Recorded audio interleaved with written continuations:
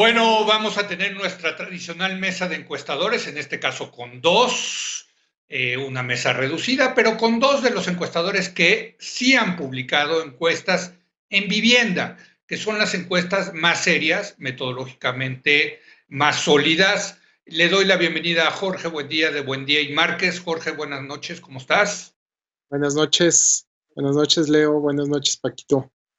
¿Qué tal? ¿Cómo estás, Jorge? Francisco Muniz de Parametría, ¿cómo estás, Paco? Muy bien, buenas noches, ¿cómo están? Un gusto. Oigan, antes de entrar, porque lo que le interesa a la gente, desde luego, es el tema de cómo van las preferencias, pero sí les quiero preguntar, ¿por qué, en su opinión, creen que ha habido tan pocas encuestas? Nosotros esta semana le hemos dedicado el tema al voto útil, y una de las cosas es que todo el mundo opina que es una elección muy importante, histórica, que lo que está en juego es mucho, y sin embargo, tenemos muy pocas encuestas. ¿A qué se debe esto, Abundis? Hay encuestas, hay muchísimas, hay más que nunca. Lo que pasa es que no son públicas, que es Ajá. otra cosa. Pero los partidos, los candidatos, los partidos locales, hay finalmente, ¿no? En la elección más grande de la historia, donde tienes 15 gobernaturas, casi 2.000 alcaldías, ya olvídate de la Cámara de Diputados, que esa es, a mí me parece la gran ironía de esta elección, que sea tal vez lo más importante en términos de gobernabilidad, pero lo menos visible para el elector. Y súmale a eso los 30 congresos locales.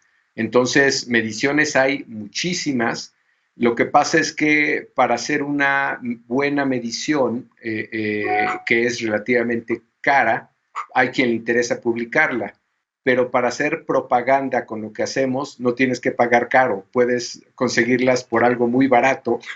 Y entonces lo que está circulando es muchísima mala información, encuestas hechas online, encuestas hechas telefónicas, encuestas de propaganda.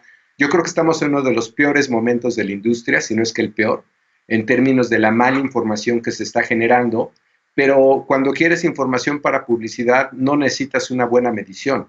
Esa la necesitas para tomar tus decisiones, ¿no? Claro. Y lo que haces es que hacia afuera lo que está haciendo, siento ponerlo así, una parte de la clase política es pagar porque les hagan propaganda con mediciones que honestamente ojalá ya existieran. La verdad es que dudamos que existan. Muchas de estas mediciones simplemente se publican, dan favorito a un ganador, muchas van en contra de la tendencia que tenemos en las de cara a cara. Entonces, lo que está pasando es que se está pagando mucha propaganda. Para pagar propaganda no tienes por qué pagar la cara, y las mediciones que son cara a cara, que sí son son más costosas, pues entonces de eso es solo de consumo interno, ¿no? En todo caso, Jorge, la culpa la tendríamos los medios, que sí deberían de publicar, pues no propaganda, que como dice bien Francisco, pues la hacen con Robopols o con encuestas de internet, etcétera. Pero los medios, lo que está faltando aquí es esas mediciones neutrales, vamos a llamarlas así, de los medios que efectivamente hagan encuestas de vivienda. Cierto, y aquí la pregunta es, ¿por qué los medios no están publicando tanto como lo habían hecho en procesos anteriores?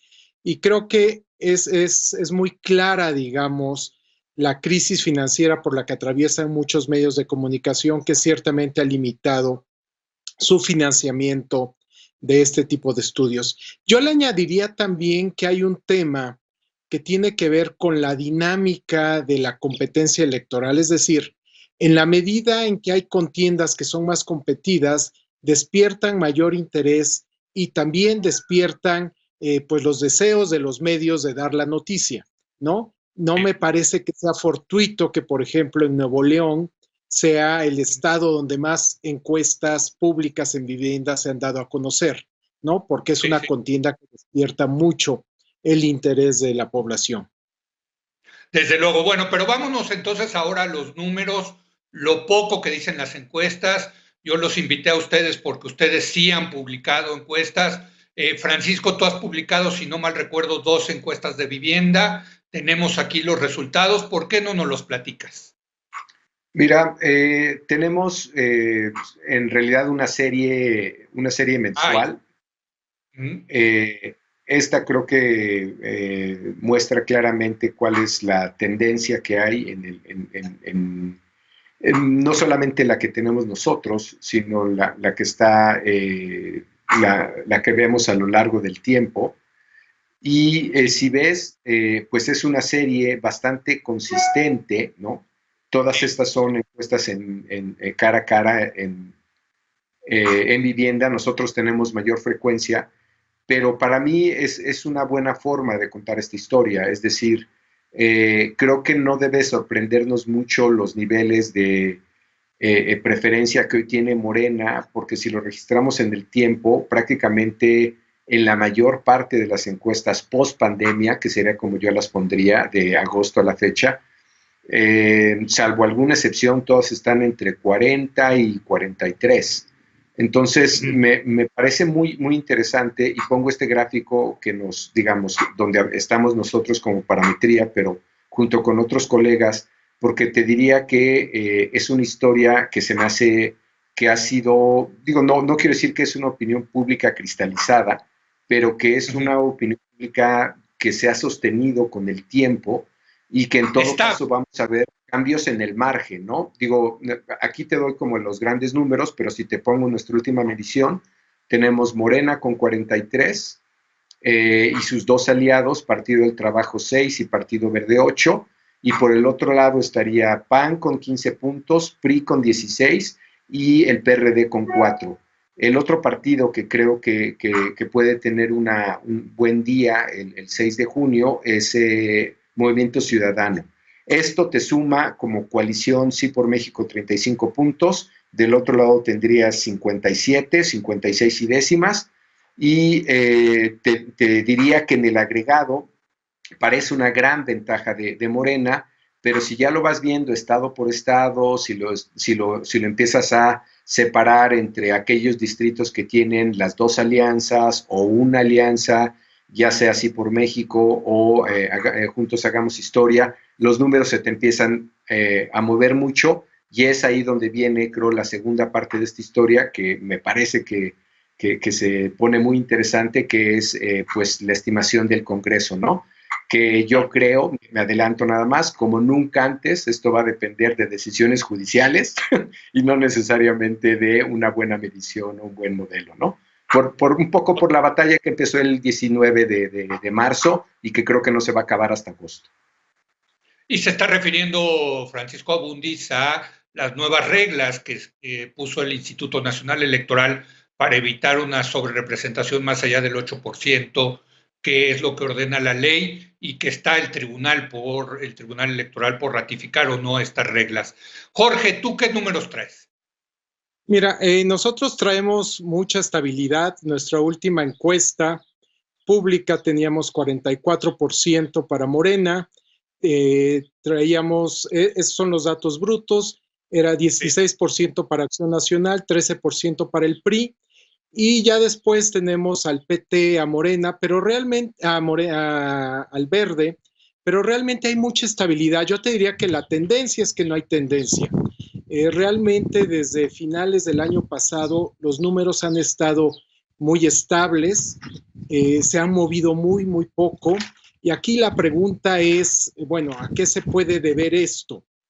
Porque estamos viendo, digamos, y aquí hay una contradicción, estamos viendo que las elecciones locales, en las de gobernador en particular, sí están cambiando mucho, ¿no? Y yo creo que parte de la explicación es las elecciones de diputados federales no son elecciones de candidatos, son más elecciones de partido, de ahí la estabilidad.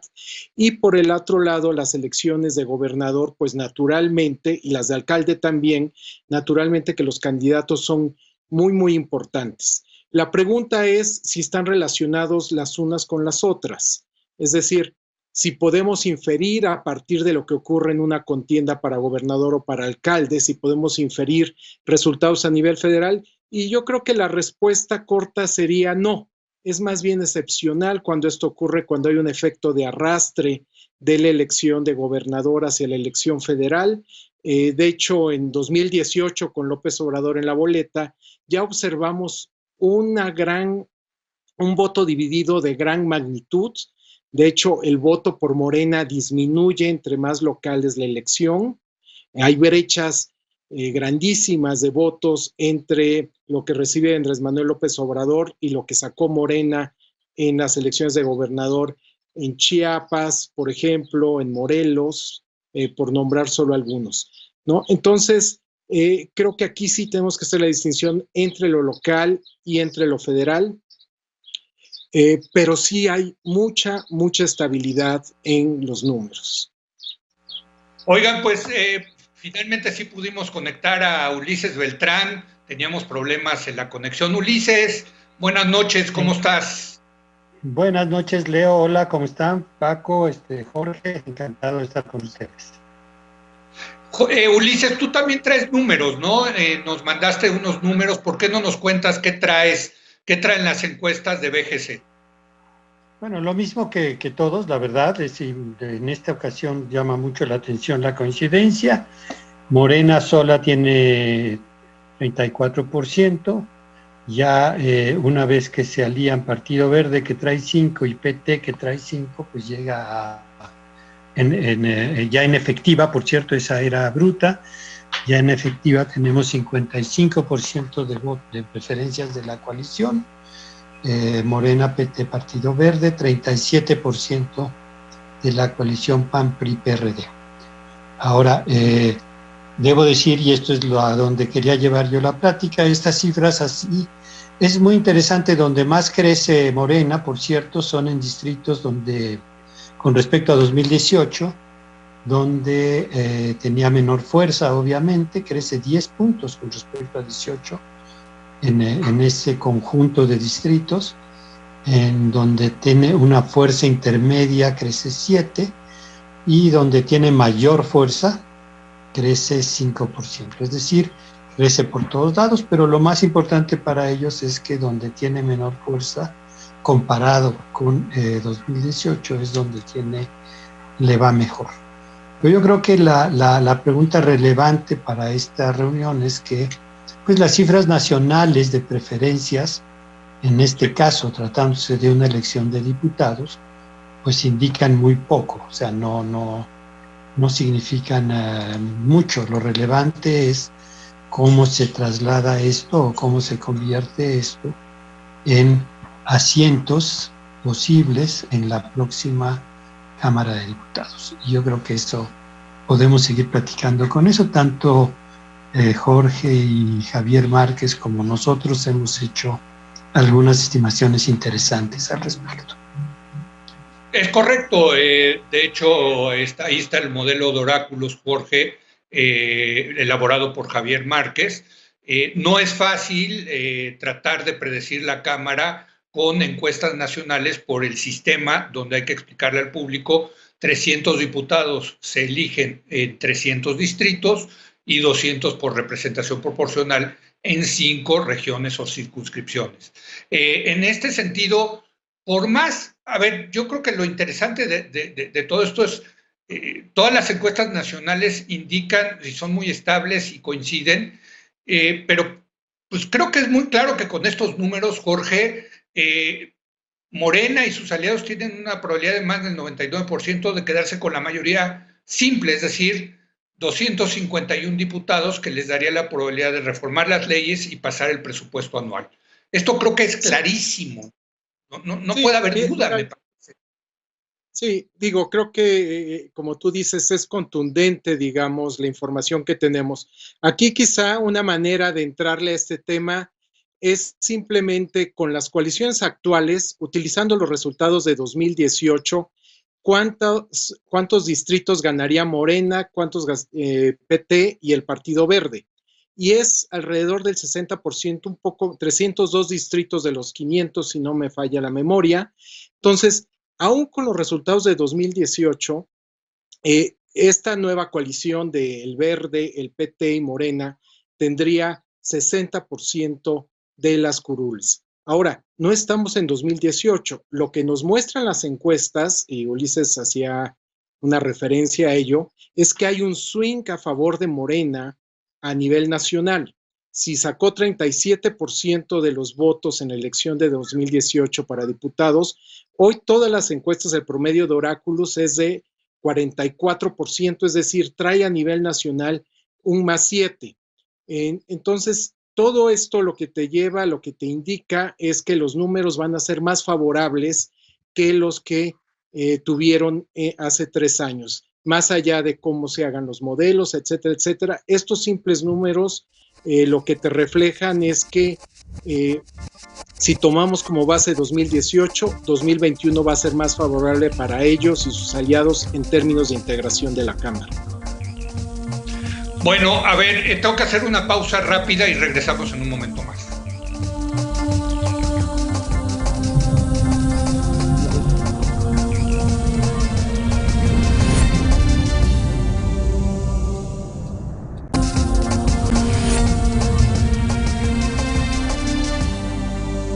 Bueno, me quedan 2 minutos en esta mesa de encuestadores y evidentemente no terminamos, así que la segunda parte de esta entrevista la pasaremos el día de mañana miércoles.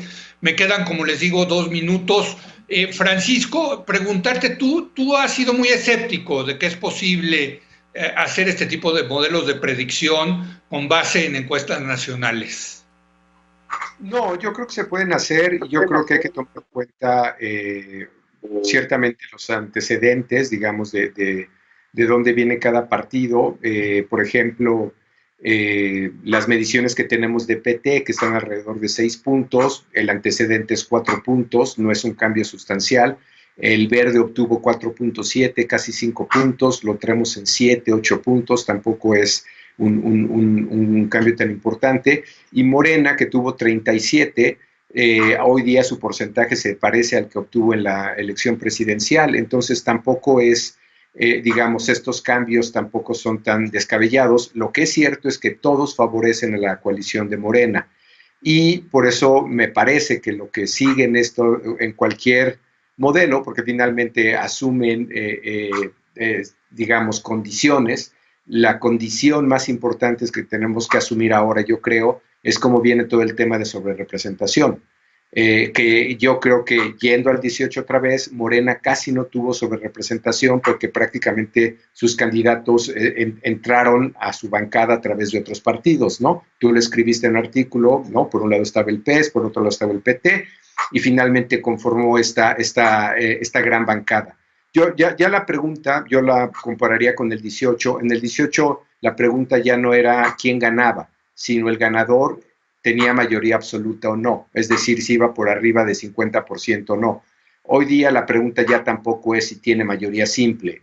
La mayoría simple incluso la podría tener en un buen día Morena solo, pero junto con estos dos aliados, yo creo que la pregunta va a empezar a ser si de esta mayoría simple, que son 251 diputados para llegar a los 334, esta distancia de 82, 83 diputados, todo este debate que se va a dar sobre la sobrerepresentación les alcanza para llegar cerca a esa mayoría. Yo creo que para allá va la discusión. Muy bien, oigan, se me acabó el tiempo, retomamos mañana, seguimos aquí la discusión y vamos a seguirla grabando, y mañana mañana miércoles la vamos a transmitir. Por lo pronto les agradezco, Francisco, Jorge, Ulises. Nosotros nos quedamos, grabamos y lo transmitimos mañana. Gracias. Gracias a usted por habernos acompañado. Yo lo espero mañana con la continuación de esta charla en punto de las 10 de la noche, cuando otra vez sea la hora de opinar. Aquí nos vemos.